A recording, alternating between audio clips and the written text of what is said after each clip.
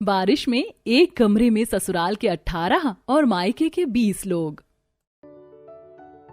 अरे सोनू, तू इतने लंबे समय के बाद नजर आई है, बता कैसी है? और तेरे हाथों में इतनी सारी सब्जियां, लगता है घर पर दावत है। अरे यार, कोई दावत नहीं है मेरे घर में। मेरे ससुराल में कुल 18 जने हैं और सबको हर दिन अपनी अपनी फरमाइशों का खाना होता है। ये तो सिर्फ एक दिन की सब्जी है। बेचारी, मैं तो पहले ही कह रही थी कि इतने बड़े परिवार में शादी मत कर, लेकिन अब कर ही क्या सकती है। चल मिलते हैं कभी फुर्सत में। अपनी सहेली से थोड़ी देर बात करने के बाद सोनम सब्जियों का थैला लेकर आगे बढ़ती है। थोड़ी देर में अचानक बादल गरजने लगते हैं और देखते ही देखते तेज बारिश शुरू हो जाती है। हे भगवान, इस बारिश को भी क्या अभी होना था, भाग भाग कर जाना पड़ेगा। जैसे तैसे करके सोनम भागते हुए सब्जियां लेकर अपने ससुराल पहुंचती है और देखती है कि उसके सभी ससुराल वाले घर के कोने में बैठे हैं और छत से पानी टपक रहा है। ये क्या, छत से पानी टपक रहा है? पूरे घर में पानी पानी हो गया और आप लोग आराम से कोने में बैठे हैं। किसी से बाल्टी नहीं लगाई गई क्या? ये भी मैं लगाऊं? राम राम राम, कलावती कैसी बहू लेकर आई है? तू किस तरह बात कर रही है अपने बड़ों से? अरे इस उम्र में क्या लाठी टेकते हुए मैं बाहर से बाल्टी लाकर लगाती छत के नीचे। तो अम्मा, मैंने आपको थोड़ी ना बोला है। काम करने को इनकी कमर झुक जाती है, वरना पूरा दिन इधर उधर घूमती हैं तो कुछ नहीं होता। अरे कम से कम अपने आप बाल्टी लगा सकती हैं। अरे बहू, मेरी तो आंख लग गई थी, जब खोली तब तक तो छत से पानी टपकना भी शुरू हो गया था। प्रेरणा, रुचिका, तुम लोग तो ये कर सकती थी ना। तुम लोग तो दिन में सोई नहीं हो और ना ही तुम्हारी शरीर में कहीं दर्द है। तो फिर भाभी, बाल्टी बाहर आंगन में रखी थी और आप तो जानती हैं कि हमें बारिश में भीगना पसंद नहीं है। अगर हम बीमार हो जाती तो? काम चोरी के बहाने निकलवा लो, उसमें सबके सब अव्वल हैं। सब्जियों का थैला नीचे रखकर सोनम सबसे पहले फर्श पर गिरा हुआ सारा पानी साफ करती है और जहां जहां से छत से पानी टपकता है उसके नीचे बाल्टी लगा देती है और अकेले ही सबकी फरमाइशों का खाना बनाने लगती है। तभी तेज बारिश की वजह से चूल्हे के ऊपर वाली छत से भी पानी टपकने लगता है, जिससे बार बार चूल्हा बुझने लगता है। इस बारिश ने तो नाक में दम करके रख दिया है। अनुज, एक बार जरा छत पर तो जाकर देखो, और कुछ हो तो छत को अच्छे से ढक देना। बार बार चूल्हे पर पानी टपक रहा है। भाभी, आप बारिश में मुझे बाहर जाने के लिए कैसे कह सकती हैं? आपको याद है ना, पिछली दफा जब मैं बारिश में छत पर गया था तो गिर गया था और कितनी चोट लगी थी मुझे। एक से एक छम्मक छल्लो भरे हैं मेरे ससुराल में। कहने को तो 18 लोग हैं, लेकिन एक भी काम का नहीं है। सोनम खुद ही उठती है और बारिश में जाकर छत देखने लगती है। खाना खाने के बाद जब सोनम खुद खाना खाने के लिए बैठती है कि तभी दरवाजे पर खटखट होती है, लेकिन कोई भी दरवाजा नहीं खोलता। जिससे चिढ़कर सोनम जब दरवाजा खोलती है तो देखती है कि उसकी मायके के पूरे 20 जने उसके ससुराल आए हैं और सब बारिश में भीगे हुए हैं। ये भगवान, माँ, बाबूजी, भैया, भाभी, आप सब लोग यहाँ इस तरह अचानक? आप सब लोग पहले अंदर आइए। तभी 20 लोग घर के अंदर आते हैं और अब सब कपड़े बदलकर बैठ जाते हैं। बताइए, कैसे आना हुआ आप लोगों का? हमारे गांव के पास वाला जो बांध था ना, भारी बारिश की वजह से उसमें कुछ खराबी आ गई और धीरे धीरे पानी गांव में आने लगा था। इसीलिए सरकार की तरफ से कुछ लोग आए और उन्होंने हमें गांव खाली करने के लिए कह दिया। कुछ वक्त के लिए हमें इधर उधर जाना था। सबसे नजदीक तुम्हारा ही ससुराल था तो सोचा यहीं आ जाए। हम इस तरह आए, आप लोगों को कोई तकलीफ तो नहीं हुई ना? नहीं नहीं, आप लोग तो हमारे अपनों से भला कोई तकलीफ हो सकती है? सोनम बहू, जा सबके लिए गर्मा गर्म चाय बना ला। चाय पीकर सभी लोग बिस्तर बिछाते हैं और इस एक कमरे वाले छोटे से घर में जहां एक तरफ बहू के ससुराल के 18 जन सोते हैं तो वहीं दूसरी तरफ मायके के 20 लोग। भाभी, अभी काफी सारा नाश्ता बनाना है तो आप भी मेरी थोड़ी मदद कर दीजिए। आप बस ब्रेड और पराठे सेक दीजिए। सोनम, मैं तुम्हारी मदद कर तो देती, लेकिन मेरे हाथ में अभी मुन्ना है। उसको जैसे ही गोद से उतारूंगी तो रोने लगेगी। नताशा, कम से कम तुम तो मेरी मदद कर दो, बाकी सब तो बाहर बैठे हुए हैं। दीदी, वो तो मैं पढ़ने के लिए जा रही थी। अगले महीने से मेरे एग्जाम है ना। अगर नाश्ता बनाऊंगी तो पढ़ूंगी कब? हर साल तो फेल होती है, न जाने कौन से एग्जाम देने होते हैं। ससुराल वाले तो ससुराल वाले, मायके वाले भी किसी काम के नहीं है। सोनम अब अकेले ही सबके लिए नाश्ता भी बनाती है। नाश्ता बनाने के बाद सोनम अब ढेर सारे बर्तनों को लेकर आंगन में बैठ जाती है और उन्हें धोने लगती है कि तभी मौसम बिगड़ता है और बारिश शुरू हो जाती है, जिसके चलते घर की छत भी अंदर से टपकने लगती है।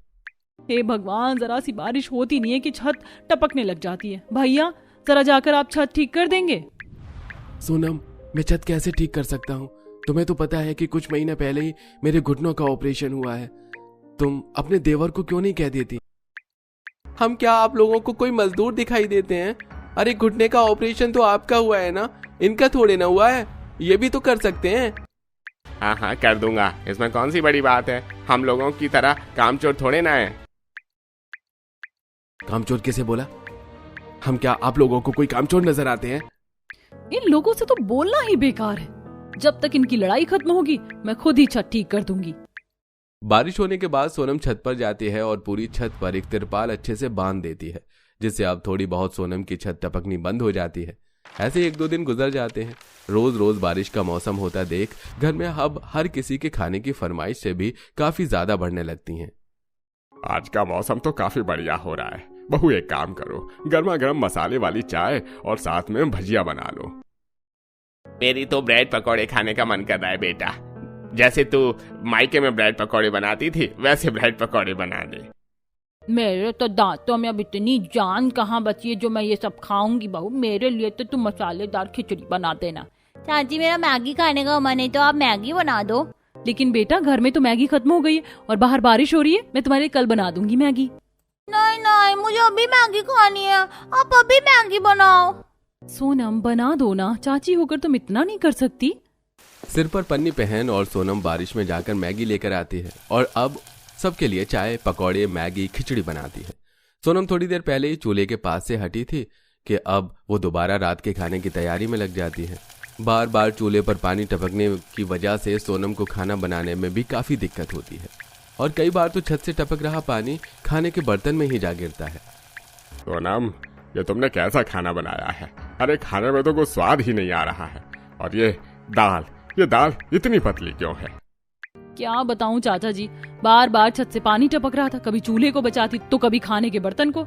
आज आप लोग जैसे तैसे खा लीजिए, कल से मैं ध्यान दूंगी। अरे ऐसे कैसे खा लें, खाना खाने में कुछ स्वाद तो होना चाहिए। या तो तुम दोबारा खाना बनाओ या तो मैं ऐसे भूखी रह जाऊंगी। सोनम को अब दोबारा से सारा खाना बनाना पड़ता है और कोई भी सोनम की थोड़ी बहुत भी मदद नहीं करता। खाना खाने के बाद अब सोनम भी सोने चली जाती है, लेकिन आधी रात में तेज बारिश शुरू होती है। सबकी नींद न खराब हो, जिसके चलते अब सोनम अकेले ही अपनी नींद खराब करके पानी को साफ करती है। आप क्यों मुझे छोड़कर चले गए? 2 महीने हो गए आपको गए हुए, कब आएंगे वापस? ऐसे 1-2 दिन गुजर जाते हैं।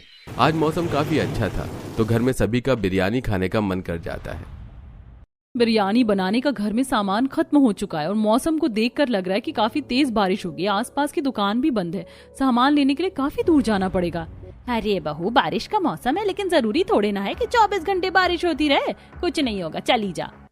सोनम काफी दूर सामान लेने के लिए जाती है और जैसे ही सामान लेकर वापस आने लगती है कि तभी रास्ते में काफी तेज बारिश शुरू हो जाती है।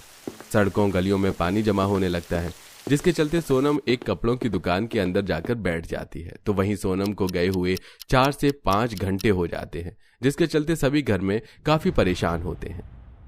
मेरी बेटी कहाँ चली गई? वो कह रही थी कि मौसम खराब है, लेकिन आप लोगों ने उसकी एक नहीं सुनी। पता नहीं कहाँ फंस गई होगी मेरी बेटी। आप कह तो ऐसे रही हैं कि जैसे बिरयानी हमें ही खानी थी, आप लोगों को नहीं खानी थी क्या बिरयानी? अरे शांत हो जाइए साहब, हम बहू को आसपास ढूंढ कर आते हैं। काफी ढूंढने पर भी किसी को भी सोनम नहीं मिलती। तो वहीं दूसरी तरफ सोनम का पति आशीष 2 महीने बाद अपने घर लौटता है, जहां उसे सारी बात पता चलती है। आशीष भी अपनी पत्नी को काफी ढूंढता है, लेकिन वो उसे कहीं नहीं मिलती। तकरीबन 7-8 घंटे बाद जब बारिश बंद होती है तो सोनम घर आती है और अपने पति को देखकर काफी ज्यादा रोती है और उसे सारी बात बताती है। आशीष मैं बहुत परेशान हूँ, एक दिन काम करते करते मैं मर जाऊंगी, मुझे अपने साथ ले चलिए। अगर आप लोगों से घर के काम नहीं होते तो मुझे बता दीजिए, मैं सोनम को लेकर चला जाऊंगा। अरे ये मैं अपने घर को तोड़वाकर 3 मंजिल का घर बनवाऊंगा और सब अलग अलग मंजिल पर रहेंगे और अपना काम भी आप सब खुद ही करेंगे। अगर किसी को परेशानी है तो बताइए, मैं सोनम को लेकर यहाँ से चला जाऊंगा। सोनम के साथ आज हुआ था उससे सभी को अपनी गलती का एहसास हो जाता है। कुछ दिनों में सोनम के मायके वाले भी अब वापस अपने गांव चले जाते हैं। तो वहीं आशीष जल्द से जल्द 3 मंजिल का घर बनवाता है और सभी हिस्सेदारी करके अपनी मंजिलों पर बस जाते हैं। अब सब घर के कामों में भी सोनम की मदद करवाते हैं। ससुराल छोड़कर चली जाऊंगी। अरे तू अभी तक तैयार नहीं हुआ, लड़की वाले के घर जाने में भी समय लगेगा, वो लोग इंतजार कर रहे होंगे। माँ बस हो गया, शूज पहन रहा हूँ। कुछ देर बाद शारदा अपने बेटे को लेकर लड़की के घर पहुंचती है, जहां उसका अच्छे से स्वागत होता है। लड़की तो आपकी बहुत प्यारी है गायत्री जी, हमें तो पहली नजर में ही पसंद आ गई। वैसे बेटी, तुम्हें मेरा बेटा पसंद तो है ना? हाँ जी, मुझे पसंद तो है, पर मैं ये शादी करने से पहले आपसे कुछ कहना चाहती हूँ। हाँ कहो, क्या बात है? वो दरअसल माँ जी, मैं शादी के बाद घर के काम अपने हिसाब से करूंगी, जैसे मुझे ठीक लगेंगे। मतलब मैं जोर जबरदस्ती में आकर घर का कोई काम नहीं करूंगी। बस इतनी सी बात? ठीक है बहू, कोई बात नहीं। अब जब तुम हमारे घर की बहू बनोगी तो फिर तुम अपने हिसाब से चीजें करना, हमें इससे कोई ऐतराज नहीं। ठीक है, फिर तो हम लोग अब आपस में रिश्ता पक्का ही करते हैं। अब कुछ समय बाद पूरी विधि विधान के साथ शारदा अपने बेटे की शादी करिश्मा से करवाकर करिश्मा को बहू बनाकर अपने घर लाती है। बहू तो चांद का टुकड़ा लाया है पोता मेरा, चांद का टुकड़ा। आओ बहू, घर के अंदर आओ। जी माँ जी। अगले दिन सुबह 9 बजे तक करिश्मा आराम से एसी की ठंडी ठंडी हवा में सो रही होती है। वहीं दूसरी तरफ शारदा की दोनों बेटी अपनी माँ से, माँ भाभी कहाँ है, कहीं दिखाई नहीं दे रही। वही तो मैं भी सोच रही हूँ, आखिर भाभी हैं कहाँ? आज तो उनकी पहली रसोई है ना माँ। दिखाई तो तब देगी ना जब बहू उठी होगी, अभी तक सो रही है शारदा तेरी बहू। अच्छा अच्छा माँ जी, आप घबराइए मत, मैं अभी बहू को उठा देती हूँ। शारदा बहू के दरवाजे को खटखटाते हुए, बहू उठो बहू, देखो दिन चढ़ गया है, तुम्हें तुम्हारी पहली रसोई की रस्म भी तो करनी है ना बहू। बहू उठो बहू। शारदा की इतनी आवाज देने के बाद करिश्मा की नींद खुलती है और वह आंखों को मलती हुई दरवाजे को खोलती है। क्या हुआ, इतना चिल्ला क्यों रही हैं आप? आपके पास और कोई काम नहीं है क्या? माफ करना बहू, मेरी आवाज थोड़ी ऊंची है। वैसे मैं तो बस यही कह रही थी कि समय निकलता जा रहा है, चल अपनी पहली रसोई का खाना बना ले। अरे समय निकलता जा रहा है तो निकलने दो, अभी मेरी नींद पूरी नहीं हुई है। पहले मैं आराम से अपनी नींद पूरी करूंगी, फिर खाना बनाऊंगी। अरे मोरी मैया, पोता बहू तो पहले दिन ही बढ़ चढ़ कर बात करने लगी अपनी सास से। नहीं नहीं माँ जी, ऐसा नहीं है, शायद शादी की थकान होगी इसीलिए ऐसा कह रही है। चलो कोई बात नहीं, मैं ही सबके लिए खाना बना देती हूँ। अब शारदा खुद ही सबके लिए खाना बनाती है और सबको खिलाती है और साथ ही वह खाना अपनी बहू के कमरे में भी देकर आती है। अच्छा हुआ माँ जी, आप मेरा खाना मेरे कमरे में ही ले आई। हाँ बहू, अब तुम चलो फटाफट खाना खा लो, उसके बाद अपनी दोनों नंद के साथ मिलकर रसोई की साफ सफाई करवा देना। एक सेकेंड माँ जी, मैंने आपसे पहले ही कहा था ना कि मैं घर के काम अपने हिसाब से करूंगी, तो आप नंद को बोलिए कि वो खुद कर ले। बाकी जबरदस्ती मुझसे घर का काम करवाने की कोशिश भी मत करना, नहीं तो मैं ससुराल छोड़कर चली जाऊंगी। नहीं नहीं, ये कैसी बातें करती हो बहू? अगर तुम ससुराल छोड़कर चली जाओगी तो समाज क्या कहेगा? सब मेरे बेटे पर थू थू करेंगे कि बहू शादी के 4 दिन बाद ही अपना ससुराल छोड़कर चली गई। ठीक है, अगर आपको इस बात का डर है ना, तो आइंदा मुझसे घर के कामों के बारे में कुछ मत कहना, वरना मैं सच में ससुराल छोड़कर चली जाऊंगी। अब इसी तरह करिश्मा अपने ससुराल में हर बात पर ससुराल छोड़कर जाने की धमकी देती है और घर का कोई काम नहीं करती। इसी तरह एक दिन निधि और पूजा रसोई में पसीने में भीगती हुई खाना बना रही होती हैं कि तभी वहां से करिश्मा गुजरती है। भाभी, बहुत गर्मी लग रही रसोई में खाना बनाने से, आप हमारी थोड़ी मदद करवा दो ना, ताकि जल्दी काम खत्म हो जाए। मैं क्यों करूँ घर के काम? मैं क्या नौकरानी हूँ इस घर की? अरे खबरदार जो मुझे नौकरानी समझने की कोशिश भी की तो, वरना मैं ये ससुराल छोड़कर चली जाऊंगी। नहीं नहीं भाभी, आप ऐसा मत करिए, आप जाइए, हम बना लेंगे खाना। इतना करके करिश्मा आराम से सोफे पर बैठकर फोन चलाने लगती है। तभी कुछ दिनों बाद करिश्मा के ऑनलाइन प्रोडक्ट्स घर में आते हैं, जिन बॉक्सों को देखकर शारदा कहती है, बहू रोज रोज इतना सारा सामान क्यों मंगाती रहती हो ऑनलाइन? इतना पैसा बर्बाद करना ठीक थोड़ी ना है। खबरदार माँ जी, आज बोल दिया तो बोल दिया, आइंदा मत बोलना। और आप होती कौन है बोलने वाली? मैं ये सारी शॉपिंग अपने पति की कमाई पर करती हूँ, आपकी कमाई पर नहीं। अगर आइंदा मुझे शॉपिंग करने से रोका ना, तो मैं ससुराल छोड़कर चली जाऊंगी और अपने मायके में ही शॉपिंग करूंगी। अरे तुम क्यों बहू पर इतना रोक टोक लगाती हो? छोड़ दो, कुछ मत बोलो। कुछ ना बोलने के चक्कर में ही तो बहू को इतना बढ़ावा मिला हुआ है। अरे बस समाज की चिंता है, वरना तो ऐसी टेढ़ी बहू को सीधा करना मैं बहुत अच्छे से जानती हूँ। दादी सास, मैं आपकी उम्र का लिहाज करती हूँ, इसका मतलब ये नहीं कि आप कुछ भी बोलेंगी, वरना सही मायने में तो टेढ़ी आपकी कमर हो रही है, पहले उसे सीधी कर लीजिए। अरे मोरी मैया, कैसे पटर पटर जुबान चलाती जा रही है, पता नहीं क्या देखकर शारदा तूने इसे अपने घर की बहू बना। तभी अगले दिन रात में शारदा तेल की कटोरी लेकर, बहू मेरी कमर में बहुत दर्द हो रहा है, जरा इस तेल से मालिश कर दे। क्या कहा? मालिश? अरे अब मैं आपके हाथ पैर में तेल लगाऊं, आपकी गुलामी करूं? अरे अगर आपको मुझसे गुलामी ही करवानी है तो मुझे पहले बता दो, मैं ये ससुराल ही छोड़कर चली जाती हूँ। वहां आता कुणाल ये सब सुनकर। ये क्या बोल रही हो करिश्मा? माँ ने सिर्फ तेल लगाने को कहा है, इसमें ससुराल छोड़ के जाने वाली बात कहाँ से आ गई? छोड़ बेटा, रहने दे, कुछ मत कह, नहीं तो लड़ाई बढ़ती ही जाएगी। मैं नहीं चाहती कि समाज में हमारी बहू की बेइज्जती हो। ठीक है माँ, लाओ, मैं आपके कमर में तेल लगा देता हूँ। इसी तरह करिश्मा की अब ये धमकी बढ़ती ही जा रही थी। ससुराल वाले भी परेशान रहने लगे थे कि तभी एक रात करिश्मा बाहर क्लब में जाकर नाइट आउट करती है। ओ शिट, रात के 1 बज गए, अब मुझे यहाँ से घर निकलना होगा। बेटा फोन करना बहू को, कहाँ है, अब तक नहीं आई, देख 1 बज गए। माँ मैं फोन कर रहा हूँ पर वो उठा ही नहीं रही है। अब कार चलाकर करिश्मा अपने ससुराल आती है। Party all night, party all night, we do party all night. ये सब क्या है करिश्मा? रात के 1 बज रहे हैं और तुम नाइट आउट कर रही हो? घर आने का कोई टाइम नहीं है क्या? हे, माइंड योर ओन बिजनेस।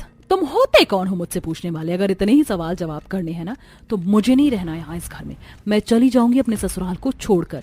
ये क्या धमकी लगा रखी है भाभी आपने? हर बात पर ससुराल छोड़कर चली जाऊंगी, ससुराल छोड़कर चली जाऊंगी। अरे धमकी देकर आप कुछ भी करोगी क्या? 1 सेकंड करिश्मा, तुम्हें बहुत शौक है ना ससुराल छोड़कर चले जाने का? ठीक है, आज मैं तुम्हें कहता हूँ, तुम उठाओ अपना सामान और निकलो मेरे घर से। चली जाओ अपना ससुराल छोड़कर हमेशा हमेशा के लिए। पर बेटा तू इतनी रात को कैसे जाएगी? माँ रात को नाइट आउट कर सकती है ना, तो अपने घर भी जा सकती है। आपको फिक्र करने की जरूरत नहीं है। अब कमरे से सारा सामान लाकर कुणाल करिश्मा के हाथ में थमाता है और रातों रात घर से निकाल देता है। अरे करिश्मा तू इतनी रात को? हाँ बस आपकी याद आ रही थी तो आ गई। अब कुछ ही दिनों में करिश्मा अपने मायके वालों के लिए बोझ बन जाती है। माँ आपने सुबह से मुझे कुछ खाने को नहीं दिया। तो क्या करेगी खाना खाकर? घर का कोई काम तो तू करती नहीं है, खाना तुझे टाइम से चाहिए, जा खुद रोटी बना और खा ले। अब कुछ ही दिनों में करिश्मा को अपनी माँ की ये बेरुखी खलने लगती है। मेरी माँ तो मुझसे 1 गिलास पानी भी नहीं पूछती और मेरी सास मेरा खाना मेरे कमरे में लेकर आती थी और मेरे कहने पर वो मुझसे घर का एक काम नहीं करवाती थी। तभी एक रात, माँ ये सब क्या है? मैं जब से आई हूँ आप मेरे साथ बेरुखी सा बर्ताव कर रही है। यहाँ तक कि आपने मुझसे एक बार नहीं पूछा कि मैं अपना ससुराल छोड़कर क्यों आई हूँ। ससुराल से यहाँ आई है क्या? इससे मुझे पता नहीं चला कि तू ससुराल छोड़कर आई है? अरे मैं कहती हूँ तू यहाँ आई ही क्यों? तुझे पता नहीं है क्या, हिंदू धर्म में बेटी की मायके से डोली और बहू की ससुराल से अर्थी ही उठती है। पर तू तो अर्थी उठने से पहले ही ससुराल छोड़कर आ गई। माँ आपको मेरे यहाँ रहने से ज्यादा मेरी अर्थी उठने की फिक्र है। ये सब सुनते ही करिश्मा को अपनी गलती का एहसास होता है। वो अपना सूटकेस लेकर अपने ससुराल पहुंचती है। बहू तू यहाँ आ, बहू घर के अंदर आ, तू ठीक तो है ना? कोई जरूरत नहीं है इसे अंदर बुलाने की। आखिर ये आई क्यों है यहाँ पे? कुणाल जी ऐसा मत कहिए, मुझसे बहुत बड़ी गलती हो गई जो मैं अपना ससुराल छोड़ कर गई। मुझे समझ में आ चुका है कि शादी के बाद लड़की का असली परिवार और असली घर उसका ससुराल ही होता है। मुझे माफ कर दीजिए। आज से मैं कभी अपने ससुराल को छोड़कर जाने की बात नहीं करूंगी। बस एक बार मुझे अपना लीजिए। बेटा मान जा, देख बहू कितनी परेशान लग रही है। बेटा बहू को माफ कर दे।